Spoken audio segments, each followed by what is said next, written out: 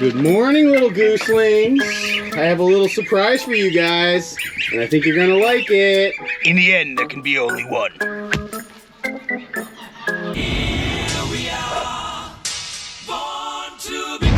That's right, we've got this watermelon. And a whole bunch of hungry goslings. Let loose the goose! And we're gonna find out what they do. Oh, good morning, little ones. I got a new surprise for you today. It looks like they're initially more excited about the water than the watermelon. Are they gonna figure out how yummy that watermelon tastes? Let's see. All it takes though is one little pioneering gosling to figure out that something tastes good, and then all the rest of them figure it out. Oh look, it's our little disabled gosling. He's definitely exploring it. All right, we'll give them a little bit of time to get used to this and explore. And I think I might be scaring them a little bit. I'm pretty sure that by the end of this video, they will have devoured that entire watermelon. But we've got other farm chores to do.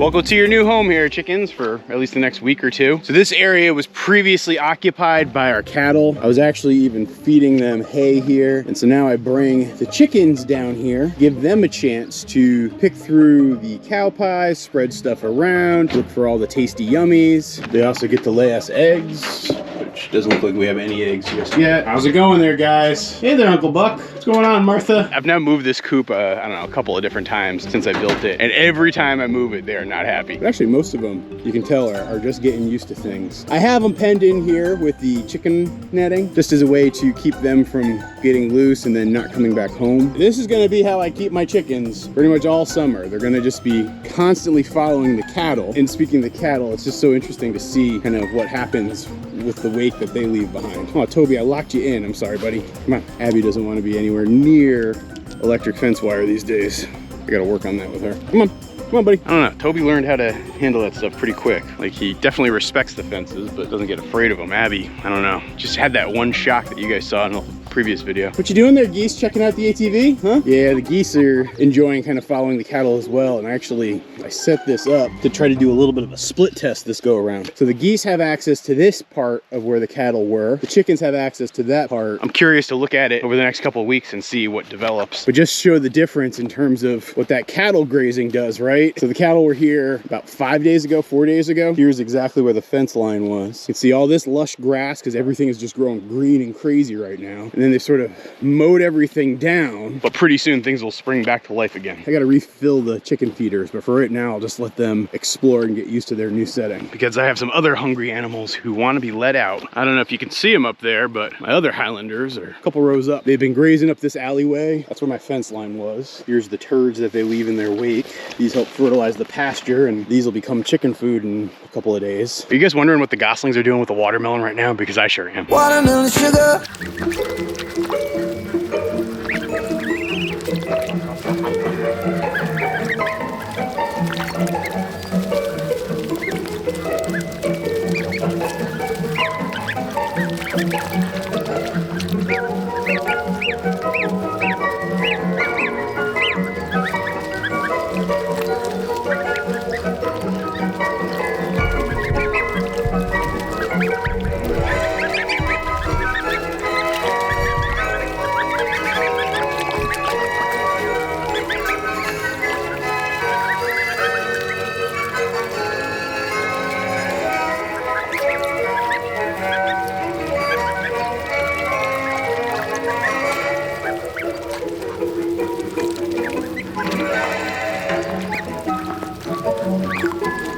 I brought this hay bale up because I thought I was gonna have to feed them supplemental hay, but the grass has been growing so well, it was not necessary. Do I have some hungry cows?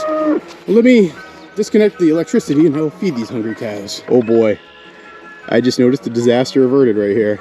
I forgot to clip this last night. The cows stayed exactly where I wanted them to, so you can tell they're trained. You did good work there, gals, and Kurt, and Joey, and Jimmy. I keep forgetting here I have 3 male cattle. So I have them grazing in between our permaculture orchard now. So you can see I put the fencing up to keep them away from the trees. It's just starting to get their leaves. This right here is a little apple tree seedling. This one right here is a mulberry. You can see it's starting to grow and get its leaves. And the black locust is also starting to get its leaves. And these cattle are angry that I'm stalling at this point, telling you guys all about trees and not feeding them.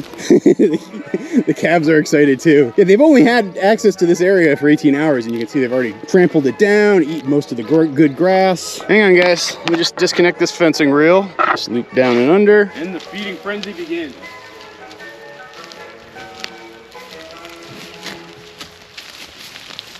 I love the sound of cattle just ripping at the grass.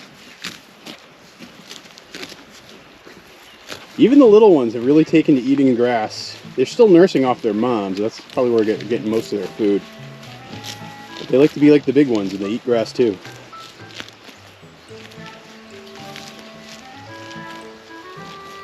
Toby loves coming out here with the cattle. It's like his favorite part of the day when I do the cattle move. Yeah, you're already hot. I'm hot too. It's like, I don't know, about 72 degrees and just crazy humid right now. And so I'm already sweating up a storm. Got a couple outdoor projects I'm gonna do today, and so I know I'll be pretty heavy sweating. It'll make for a very well-earned end of the day shower, that's for sure. So yeah, they'll keep grazing down this alleyway here for the next couple of days. You can see they can go all the way down to that fence line that you see over there. This is what I just let them into. This was yesterday's pasture. I won't fence this area off because I want to keep leaving an alleyway for them to be able to access the water. I'm finding that moving the cattle is so easy and so relaxing and simple. The biggest issue I'm actually having is the complexity of moving the water along with the cattle is a lot harder. I've been trying for, gosh, almost 9 months now to build a good watering system throughout this farm, but I'm struggling a little bit. Not having enough water pressure, not having connection points right. Right now all I'm doing is I'm running a hose up here to this trough. I run it like once or twice a day just to ensure that they all have water. You can see the cattle are starting to shed too. Scottish Highland fiber right there. So a couple of other lessons that I've learned with moving these cattle and working with them now between last year and this year. Number one, never leave an unattended fence post in the middle here or they will destroy this thing. Number two, you need 2 different types of fencing reels. So basically what I typically do is I'll run one big perimeter wire and that'll last them several days. Then I divide it up with these cheap little fence reels. These are actually just electrical reels you can get at the hardware store, and I just roll some fencing rope around it. I use these bigger, more expensive reels for the perimeter. This one's a great one made by Gallagher. I'll leave an affiliate link down below if you're looking for them. And so this one reel actually did all the fencing for the next few days for these cattle. And then I just use these little mini cheapo reels that I make for when I need to divide up the daily pastures. We'll check back in with our watermelon gosling experiment in just a moment, but you know, there's another animal that really likes watermelon as well. Release the Kraken!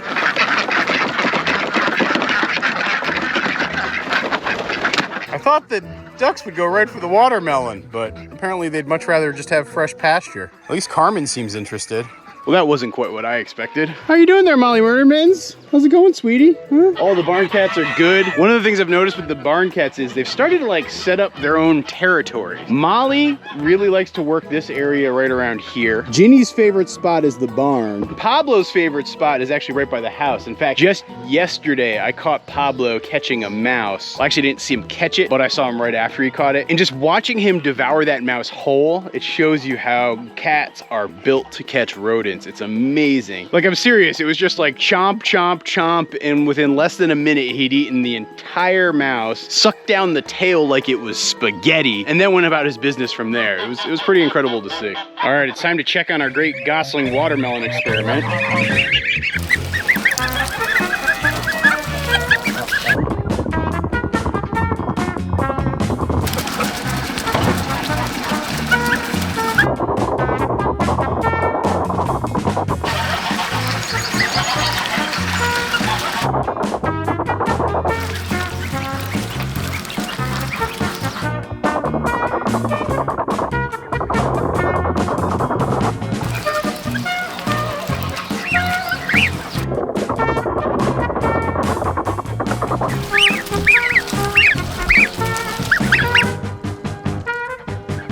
How'd you guys do? Well, here, I brought you some regular food too, because I don't want you to exist on watermelon alone. Looks like they did pretty good. They definitely enjoyed eating it. I think I probably oversold things in the title of this video by saying that they devoured it. But they definitely put a dent in it. I'm sure they're going to pick at it for the rest of the day. I'll probably let them have the watermelon instead of the regular grass rations. Aw, you're so playful. These might be my most socialized gosling class since the Parks and Recreation gang, which were the first geese I ever hatched out myself. Our little goose with the crossbill, she's actually found a home. I'm not going to spoil it yet, but I did want to say that she has found a home, so thank you to everybody who wrote in, who was asking about her. It's going to be a home here in New England. They're really good people, and I think they're going to give her an opportunity to do some great things. I just didn't think it was quite right to keep her here on our farm because she'd be struggling with competing with the other geese. And admittedly, with so many geese on our hands, I'd be worried that I wouldn't give her the complete supervision and support that she needs. But she'll stay here for a little while longer before she goes to her new home. I'm sure I'll do a video that talks about where she's going and what happens there. Well, I gotta start getting my project work done for the day, but hope you've enjoyed this morning set of chores and this little watermelon experiment, and I'll be back with another video real soon. Thanks for watching.